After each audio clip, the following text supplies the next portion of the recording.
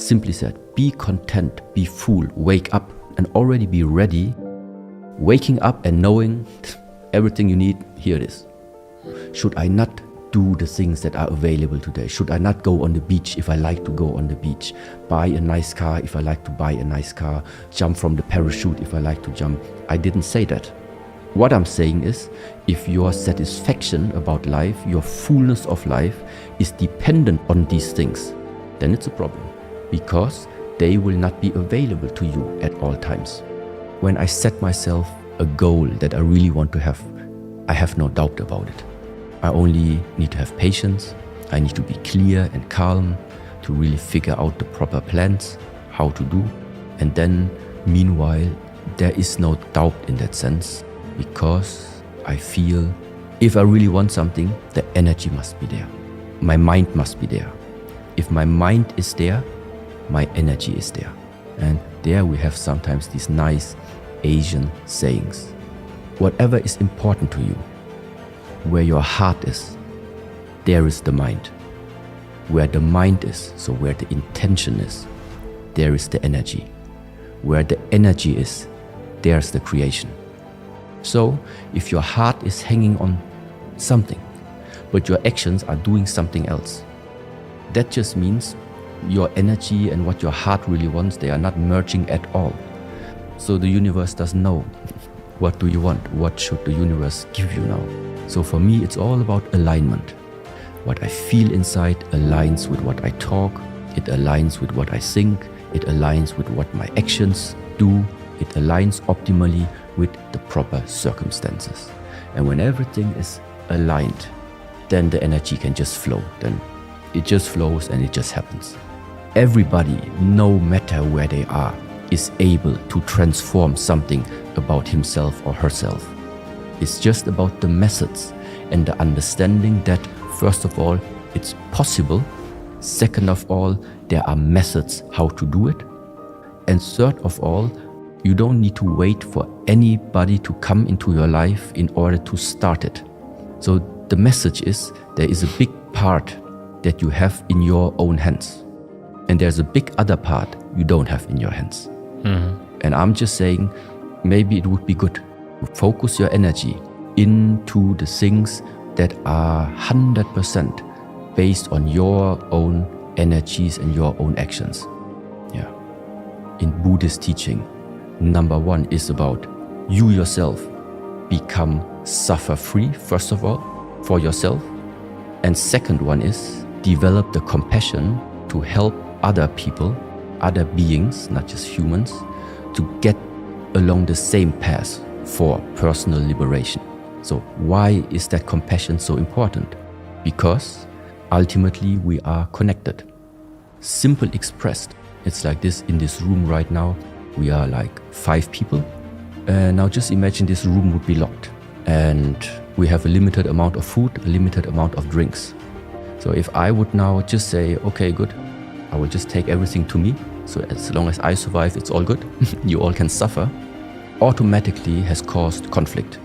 So it's just a question of time until we're going to break out in a fight. Why? Because in Buddhist teachings we say it is impossible to become happy, satisfied, free on your own. Why? Because you are connected. So there is only one way to really sustainably remain somehow in peace, and that one is to look for a way that we all are connected and share what we have. Either we all succeed or we all fail. That's it. But it's not possible that an individual within a society succeeds alone and the others suffer. Then the conflict is embedded already in the core of this approach. What do you think is the key to living authentically? First of all, the possibility that you are able to observe yourself.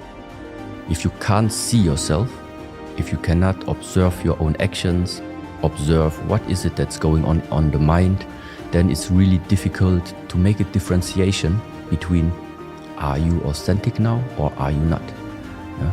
Are you lying to yourself or are you not? So number one step is you need to be able to observe yourself. Second one is you need to be able to criticize yourself. So if at all times you always say, I'm the best, there's nothing I can improve myself in, I'm almost godlike, so then there is no development coming. But now, exactly those two things that I mentioned, observing yourself and then being able to criticize. Number one, you need awareness in order to do the observation. And number two, you need strength to take the criticize that you give to yourself.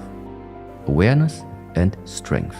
And this is the reason why it is so good to have physical exercises integrated into your lifestyle, that all the time are having these two areas embedded into the training already. This is also the approach that I'm trying to promote, that everything can be changed by the way how our mind is looking at ourselves and into the world. It's all about the mind. It's all about the mind. But in order to change the mind, we need something. Awareness and strength, for example. How do you get to strength? How do you make the mind stronger? How do you make that yourself become more aware? We cannot just sit and wish, okay, I want to be more aware. I want to be more strong. No, we need an additional instrument in order to be able to cultivate it. And this instrument is the body. For me, it's the body. So by using the body and putting your body into a challenging position, into a challenging exercise, that is why now, because your body is shaking, because your body is under stress, this is now why we have the chance to improve the mind. Because now it's the mind power that can determine what your body should do and should not do. This is that relationship. At the end of the day, it's about the mind power that we want to have. But we need the body to cultivate everything that we would like to have there. I also think that this is that specialty maybe about the various teachings that are existing, because many of them are maybe study-based, book-based, I don't know what based. And at least this way of what we try to share, it's physical and mind-based. But the physical part is just the entrance. It's nice, it is exciting, it's beautiful, it's great to be able to immerse yourself from time to time into the possibilities of what this world has given to us. But it's not the most important. So the approach for me would be, first of all, find yourself, be content, first of all. Simply said, be content, be full, wake up and already be ready, waking up and knowing everything you need, here it is. That's it. Now, whatever comes during the day doesn't really matter, because you know that this, it's there, it's full, it's complete. You have been complete already. And with this completeness of yourself, then now you can engage in the things.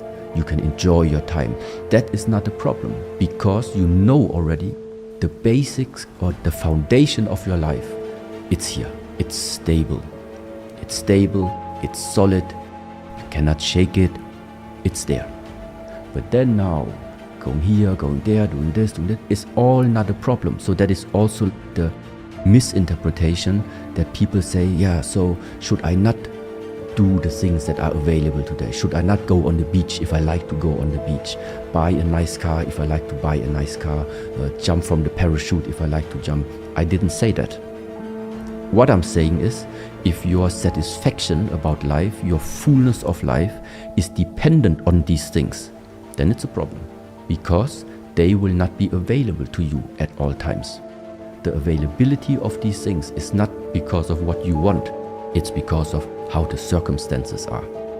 And so the idea is, find yourself, build yourself up, invest in yourself, make yourself stable, figure out your place in the world, and afterwards, when this is established, now enjoy the world. This is what I'm saying. It's the lack of energy itself. The lack of energy resulting mainly out of the fact that too many people are sitting too much. There is too much work, meanwhile, being done in this world, where their daily week, their daily month, is consisting of sitting. There is no physicality inside there anymore where you could actually channel your energies and express them in some way, getting the energy to express itself from time to time. So what does the energy do? Instead of flowing and nourishing the body, it gets stuck sometimes. Because of the sitting, it just also gets stuck and then goes maybe into your head or goes to wherever it goes and creates all type of problems. Mental problems, emotional problems, physical problems. But many of these things simply because of the lack of motion, the lack of using the body. If the one would have the idea that we are supposed to come to this world and just sit in our room and do all our thinking work and create a life by thinking, well, then maybe life would look like this. But we have been giving hands and arms and feet and all of these things, I think, because it's different to touch the earth, it's different to touch the tree, it's different to touch the water, it's different to walk, it's different to jump, it's different to run, it's different to swim than just like looking at all these things on the screen. How a tree looks, how the water looks, whatever. So that means this digitally based consumption instead of the real deal, the real simple stuff, going out of the house and step on the grass. This is what is creating a big shift for the mental states, I think. If something is really important in your life, then your lifetime should go a lot into that direction. If your mind is focused, your actions that you do are not lazy actions, they also fit together. I really think there is no secret behind. If you put in the work and the circumstances are also right, and you put in the energy and the determination and your heart hangs behind it, for me there is no reason to not say it's gonna happen. As simple as this. So when something was important to me, I kept going, and if the day was long, I had a long time to practice. Forgive, forget, and let go of what is stopping you from connecting. You even feel connected to people you don't know. Even if they live on the other side of the world, you feel connected to them.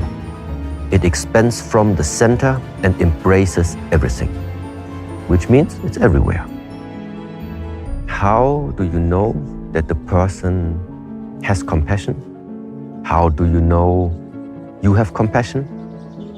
How do you know you love? How do you know you love someone? How do you know these things? I think it's not a question of knowing, it's a question of feeling. When we talk about love, when we talk about compassion, it is something you feel. Yeah, it's like, just for an example now, yes? I love you. I love you. I have compassion with you. Yeah, no, exaggerated now, yeah, but it doesn't matter what you say. It's not the words that you tell to somebody, I love you, and I feel compassion with you. Or the same like, thank you for everything you've done to me. And this is why gratefulness, thankfulness, compassion, love, sometimes those four we are also regarding as qualities of the heart. Qualities of the heart. So how do you know that you have this type of quality? Because you feel it. And where do you feel it? It's amongst the strongest feelings a human, I think, can have. Yeah, and from where would I say does it radiate? From the heart, from the center. And what is love? It is a massive expansion from the center, which is embracing everything. Some people say love is God, okay? Makes sense, fits. It expands from the center and embraces everything, which means it's everywhere. Okay? That would fit very good. The ultimate truth of this universe is ultimate love. Okay, if you express it like this, also fits to me. So what is this feeling of love?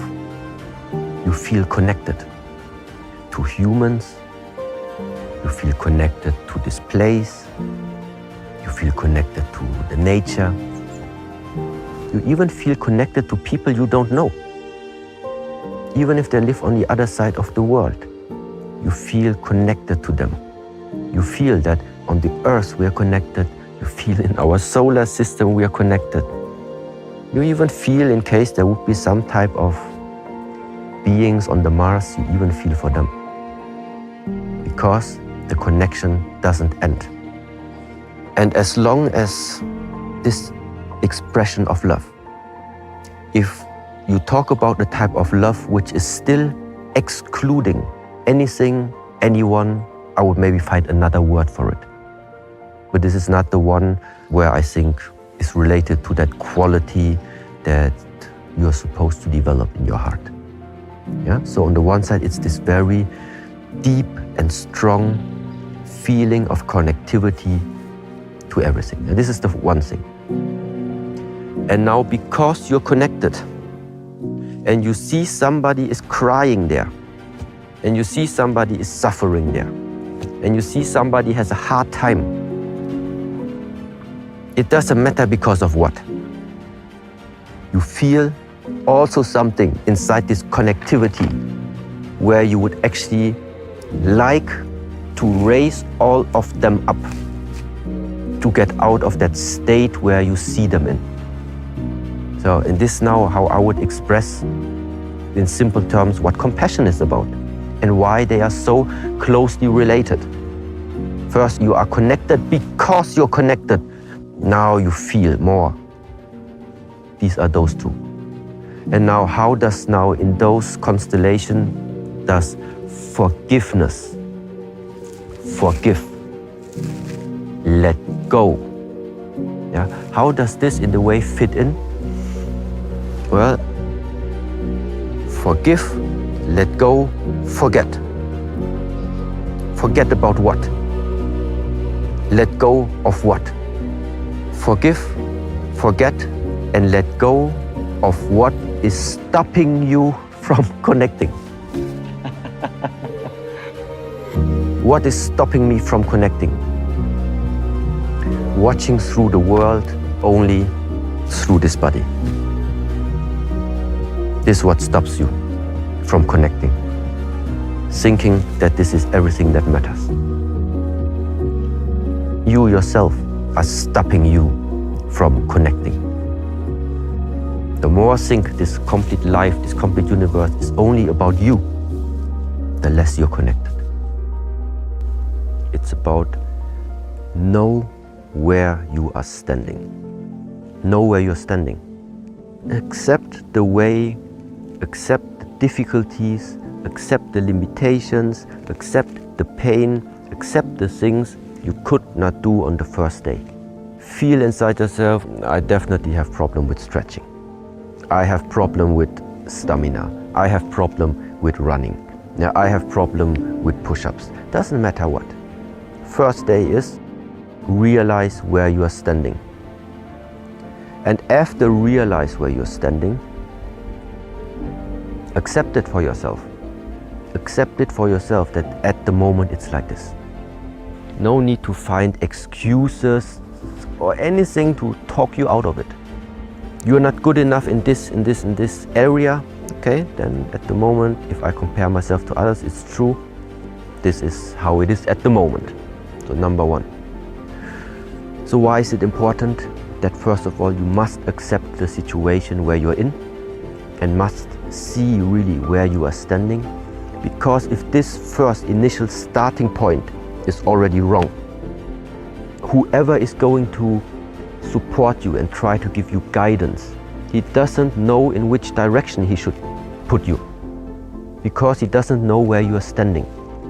So before we even start to walk in any direction, I cannot tell you, you must walk more north if I don't know where are you located. I cannot just say you must walk more north.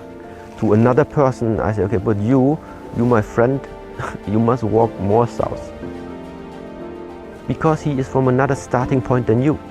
So that means in order that somebody can give you guidance and that you are also really progressing, make sure for yourself first that you accept where you are standing.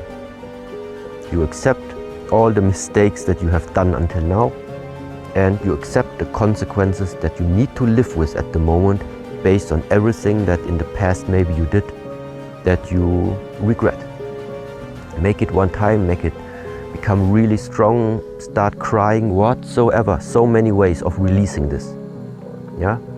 But the first point is accept. Yes, life is unfair, welcome. Welcome in it. Boom. That's the starting point. And now from there, think first. How would I like to see myself in the future? Break it down into small steps that you think you can realize them. Don't make too big jumps, make them in smaller steps.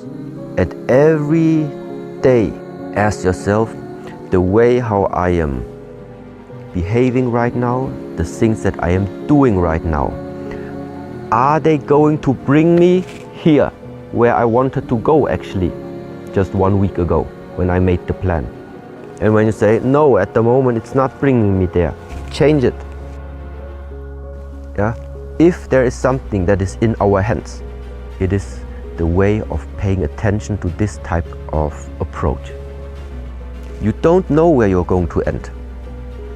You don't know where this life is going to bring you. The only thing that we can do is to shape the direction. What you are going to meet along this way, along this journey, what you're going to meet when you walk that direction, you don't know. You don't know. But it's about shaping just the direction, not shaping the goal. It's shaping the direction. And there are two directions. One, embracing more. One, separating more. Yeah? The power lies in both. How much struggle and how much suffering are you willing to take in your life? This is a really, really big question. On the one side, you can make your ideas about what you would like to have, where you would like to be. The other question is, what are you willing to sacrifice? Through how many different pains, conflicts, challenges are you willing to go through? Because there is something that goes hand in hand. Walking up the mountain. Walking to the peak is not going to get more easy. The higher the altitude, the more difficult it becomes. The challenges are not going to get easier the higher you reach. It fits in so many different ways, like also when it comes to the haters, especially in the field of social media. The more exposure, the more haters. Suddenly it feels like they might affect you until you realize it's natural because you're getting higher. I like to ride motorcycle, I like to ride scooter. And so there was one time when I was riding a mountain road, a 4-hour drive. And on top of that mountain, there was a coffee. And I also like to drink coffee from time to time.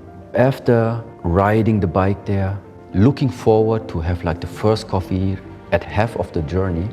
And then I was standing there at this terrace in the middle of the jungle, standing there with a coffee cup, looking down at the valley, which is the jungle, and seeing the monkeys jumping around there. That for me was such a moment I remember where something shifted a little bit, where I would really say that was the time I felt again how I arrived. There was nothing to want in that moment. It was the realization in a way. Yeah, and then this internal smile comes out. It's like the heart starts to laugh. From inside, it's like, it feels really joyful. These are like moments that sometimes pop up over and over again. And what all of them I think have in common is there is something about arriving in the moment. The past, you don't know the past is there. The future, there are no thoughts about the future. You just arrive. You just arrive and realize, what if that's it? There's no wanting anymore. It's full already. The fullness has entered your perception. You have realized it's full right now already. And so this is a very, very special feeling that I don't know if I would call it happiness, but it is a very, very fulfilling moment. So these moments of fullness, of being fulfilled, sometimes these moments you have in a partnership when it's really, really fulfilling. The only problem is you have that moment, but it's based on a condition. It's outsourced to your partner. So with the partner, you have it. Without the partner, it's gone. So that again, it means something outsourced. So therefore, it's nice to be able to have this type of relationship, but it would be even better if you find the answer to that state of being by yourself completely. And then whoever accompanies you, it doesn't matter. I like that. Stop making too concrete plans and ideas how your life is supposed to look like. Let's just imagine we plan everything into detail. You plan it so well that actually you know already where you are going to be in 10 years. What's the point of waiting 10 years long, knowing already what's going to be the outcome? Like, you know right now already what's going to await you in 10 years. It's pointless.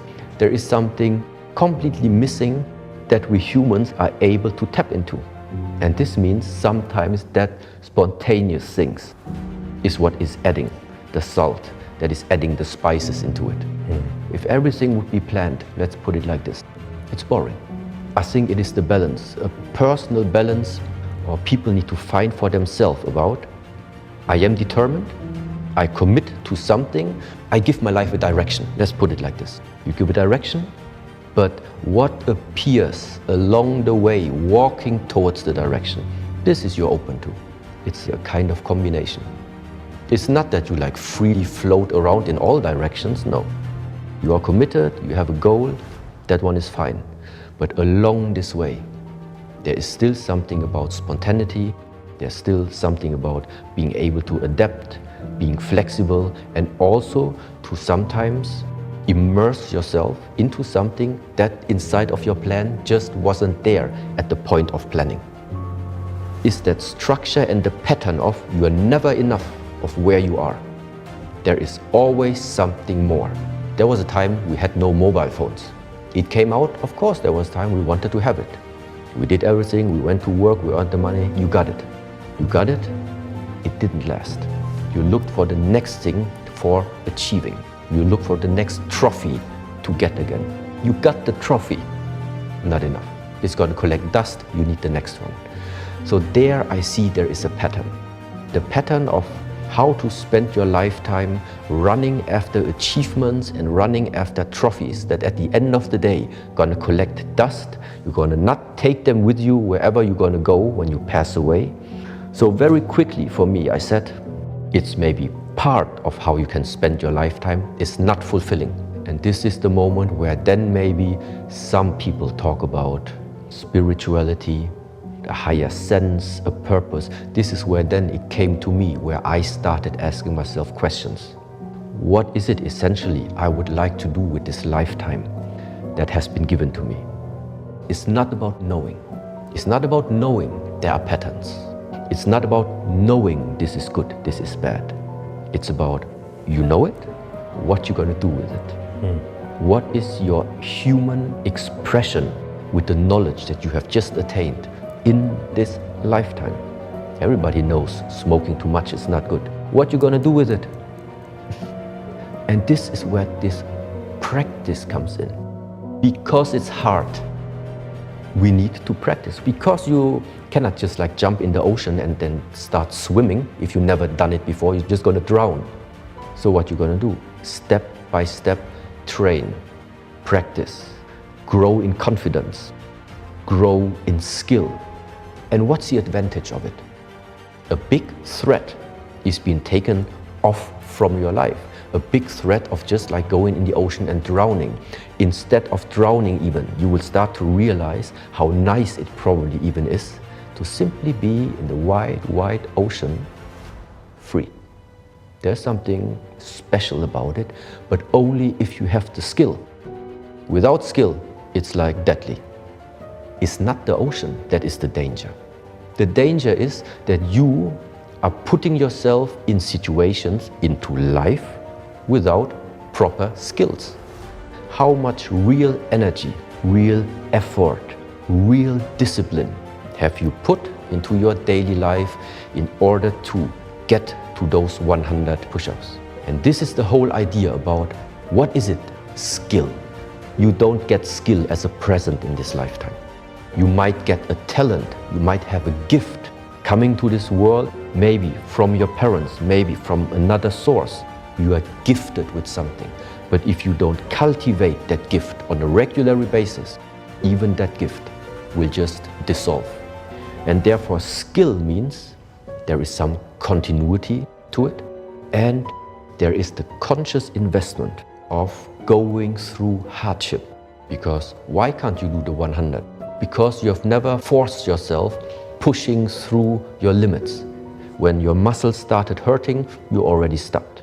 Yeah, that's why you go to the point where it's burning, you get used to the burning, and next day you continue. So there's something about hitting the limit and step by step overcoming it. So, and this is where like this relation for me from the physical martial art practice, taking it back to how to build a proper, purposeful, fulfilling lifetime. I think it is very much related upon skill. How skillful are you walking through this lifetime?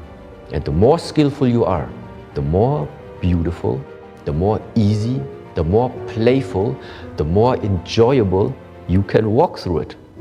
This is like the whole analogy, how I can maybe express it.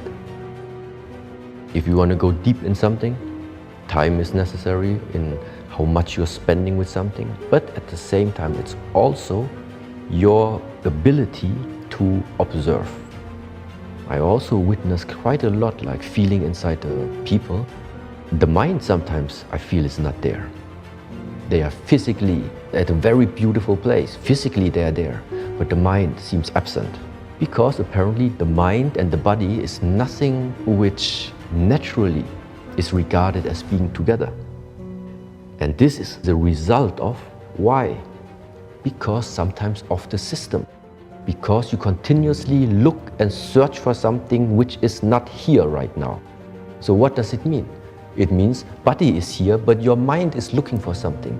And if you don't pay attention to this, it can just manifest and express itself in exactly such things. You find yourself actually in a place which is super beautiful, which is offering everything that you need, but you are not going to recognize it. Because your mind is a step already again ahead of it. And if this type of pattern, if this type of habit and conditioning you don't realize about yourself, I really think you're missing some essential part about living this lifetime, which is about the enjoyment of what you have. So does it mean I should always enjoy just what I have at the moment without ambition? No. Again, balance. Work for things you like to have, do the work in order to get it, but observe yourself at the same time when it comes, when it enters your life. Do you still have the ability to really forget everything else and just enjoy what you have? There's something about balance there. It's really helpful, and especially it doesn't cost anything. This is the best part about all of these sharings and teachings, that it only depends on your perspective. Everybody already has his or her own perspective. But the more perspective you have, the more possibilities, the more choices you have. At the end of the day, you are the one, it's your life. You decide and you take the consequences. If sometimes in this lifetime you feel I'm stuck somehow, why? Why are you stuck? because you continuously try to move forward with the old patterns that also haven't worked the last 10 times. It's time for a new perspective. The seniors are very highly regarded, the parents, the grandparents. Why is that? Of course, they come from another generation, but doesn't mean that their thoughts are outdated. So it's good. Father, mother, what do you think about this and that? It's not that you have to do it like this, but it helps me also to understand the world from other people's perspective. Then it just widens my horizon. That's what it does. And at the end, I see the situation from this angle, from that angle, from that one, from that one, from that one, from that one. So that means I see many perspectives. This is why I probably see many more solutions.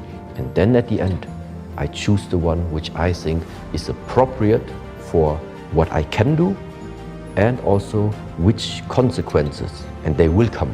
Every decision will have a consequence. The question is, can you live with it or not?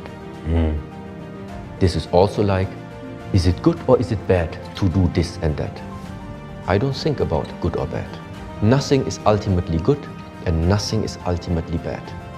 Let's just say, for an example, this idea of yin and yang, small and big, high and low. So those two fingers, if that one right now is considered small and this one is considered big, what I just said before, there is nothing ultimately good, there is nothing ultimately bad. Nothing is ultimately small, nothing is ultimately big, because it depends on relation. In this constellation, that one is the small one, that one is the large one. In this constellation, it just shifted. So it's not right to say that this one is always the big one. It's not true. Only in this constellation it's true. Same now goes for nothing is ultimately good, nothing is ultimately bad. It depends on in which relation to what. Based on this thinking, it's not useful for me to judge the world by this is good, by this is bad. So therefore, how to take decisions? Based on consequence. Whatever you do, it's gonna bring out consequences. And you decide if you are able to live. That's it. This is what you base your decision on. Is it good to do this or not? Is it bad to do this or not? I don't know. What's the consequence of this and what's the consequence of that? Which one of these two you prefer to live with in the future? That one you take. It's an individual choice. There are people who have the luck, who for themselves, they just tap into their intuition. They follow their gut feeling or they follow their heart. Sometimes you have people like this, they never take any advice from anybody else around them, but their life is running good. They are happy with the decisions and the outcome. The people are different. Maybe this is a type of person, he has some type of clarity already. This is why the intuition helps. Why he can so quickly identify it and follow up upon it. But intuition is also something not everybody has it in the same amount. Sometimes you can't change people around you. But what you can do at all times, every day, is to do something about what is in your own hands. Yourself. Turn the finger around. Do something about yourself. Develop yourself. Invest in yourself. You grow as a human being. You grow in skills. All of these things, they will naturally just follow because you are starting to express something that people nowadays are not seeing often anymore. You just become the magnet. Why? Because people are used already to average. Every day they see average. But now they start to see something different. They start to see another attitude towards life. And so this feels, I think, like a magnet. Taking care of the mind. How do you do this? In order to know what is important to you, it's necessary also know unimportant things. It's not necessary 7 days a week to only do important things. What I mean is, you need balance. You consciously sometimes need to do something where you really feel this is really unimportant. Because it keeps something inside of you open. In our field, Keep the body not just healthy, but watch out for methods to make your body really performant. Performant for that specific area where you want to find yourself in. Physicality, activity, vitality, yoga, many things you can do. But there should be something. For every person, there's the right time. There's nothing to hurry, nothing to worry. It's in each individual hands. So why do they fail at the moment? I could say because they haven't failed enough yet in order to make the next step. Or because they didn't see the lesson yet from that failure. There are so many different reasons why people do not continue. But it's just a question of time until they will. Switching the states of mind, putting yourself consciously into different states of mind. There are different ways how you can put this into practice. It is super helpful if you learn to work in cycles. For example, when it comes to you need a new skill. You want to develop something. You need to learn how to use a new software program, to learn accounting, to learn to do the web page. You want to develop something new about you. The most effective way is to cut yourself off for a certain period of time and do nothing else in between. For that period, for that cycle, I don't think it is a good method within the 30-day month to spread it apart, to have too many things at the same time. Here you make that skill, here you make that, here you make another one. Of course, people say, yeah, but I can't concentrate on one. Well, concentrate on 3. Better on 3 than on 10. Because it's not just physically transforming, mental changes, and they just don't go so quickly if you jump too much. They don't penetrate deep enough for you to have a lasting impression of what it is that you're trying to develop there. Whatever vision and dream you have upon yourself, that you are projecting upon yourself, I do think that you need to have at the same time a commitment. The commitment, and what are you going to do with that identity of yours if you're gonna get there? You are creating because you want to help. You are not creating any identity of yours in order to harm. I think if this is what your initial intention is, then I think the penalty will come. You might reach it in this lifetime, but if you bring this one to an end, if you continuously go there, you're gonna be lonely. You're gonna have everything you want. You're gonna have everything that blinks. You have all the reputation, it's all great, everything you ever dreamt of, you have it. What you don't have is something that gives you real stability, something that gives you real value in this life. I think it is something that can't be taken off from you. It is the connection to other fellows. It's a connection to humans, to animals, to this world, and ultimately the connection of this life. And what happens with this person if he only lives this way of life? He's going to repeat himself. What do I mean by repeating? I jump a little bit, but sometimes this life seems to me is like a video game. If you're at level 1 and continuously fail at level 1, you're never going to move up to level 2 and get into touch with the next challenges of life.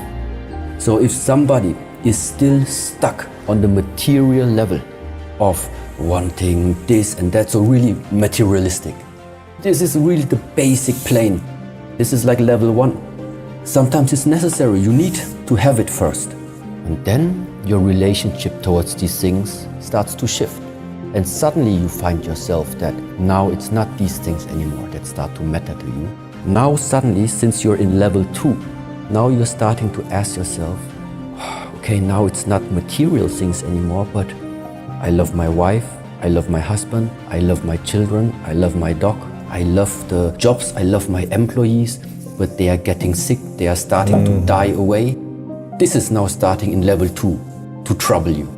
So now it's the time, figure out a way, how do you walk through this lifetime, figuring out these challenges of life, that our ancestors lost people. Our future generations are going to lose beloved people. It's nothing new. How do we learn, despite the fact of that is existing, How can you still find something about yourself to still keep going, stay strong, still keep going and supporting and helping despite of these things? And then maybe level 2, you manage to find a way for yourself. And then you're going to be exposed to the next type of challenges that this life is giving to you. So what I'm talking about is that I'm not sure if life is getting easier. I just think that you are becoming more mature. You are becoming more skillful in order to tackle the challenges of life. You travel into the world of your memories and you travel into everything that you are still able to recall in your mind that has happened in the past, when somebody hugged you, your father, your mother, your grandfather, your first girlfriend, your first boyfriend, it doesn't matter. Recall the situation where you think this was the greatest feeling I have ever felt when I hear about that word love. Recalling it again and now know maybe how it feels. And after you have this feeling, now you ask yourself if something like this is existing and you would have the chance that the people in this world can choose in which state of being would you yourself personally would like to live and what would you wish the others to live in. I think if you're intelligent, you will only come up with one answer, which is for all of them. This is the reason why out of that loving feeling arises what we call compassion, which means I know how great this feeling is. I know in which direction I would like to guide my life to finally have this feeling more in my life. Then you see people that are obviously sad, that are obviously having issues day in, day out and busy with their mind, and you see how they are suffering. And because you see it and now have this direct comparison to yourself, this is why it becomes so much easier now that you are not going to act anymore out of ill will. So the ill will is only there because you are not at that level yet where you can stand above it. Easily said. Invest your lifetime in elevating the openness of the heart for you. This is the elevation. But how are you able to elevate? How do you know at which level of elevation you are finding yourself? Well, this needs to be tested. What it means is, if you are still getting angry if somebody takes your cup of tea or takes your cup of coffee away, I mean, it's still far, far away from being an elevated soul, from being an elevated being. If small things like this still bothering you, could happen that more and more often you are just dropping something, you are losing something, people take something from you away, it always triggers the same level of your elevation inside of you until you master it, until you have come to the conclusion, okay, it cannot be. For the last 5 years, I'm exploding, I'm getting super mad whenever somebody takes my cup of water. So how often will this repeat again until you learn the lesson? And when this happens, it's gone. But now something else comes. Now maybe you start having a relationship, but all the time you are confronted with jealousy. And then you just observe yourself what happens when you are acting upon jealousy. Mostly the outcome is not going to be one that keeps the relationship alive on the long term.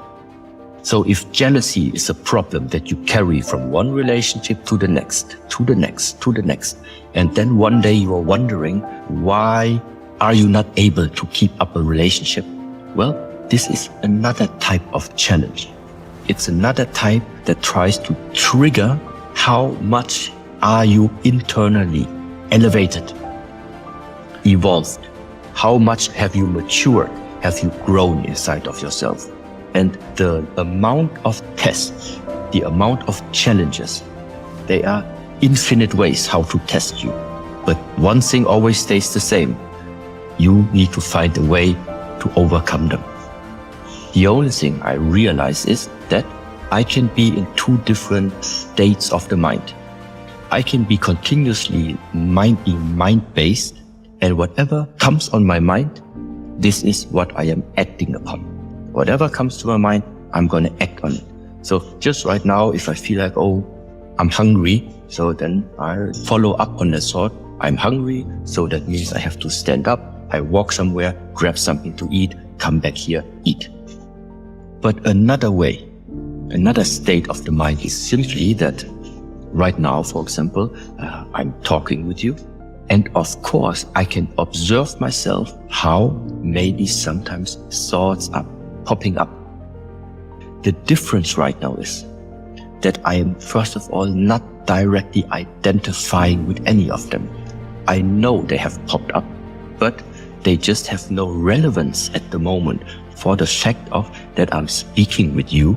This is at the moment what matters more to me than to eat or to drink something. But because I can see the thoughts popping up, this is why I can decide to not identify myself with it, because it has just come to my attention. This thought has only come to my attention, but that's it. Just because something comes to your attention doesn't mean you have to act upon it. So one thing is to hold on to the thought. This is already the first thing that many people sometimes do.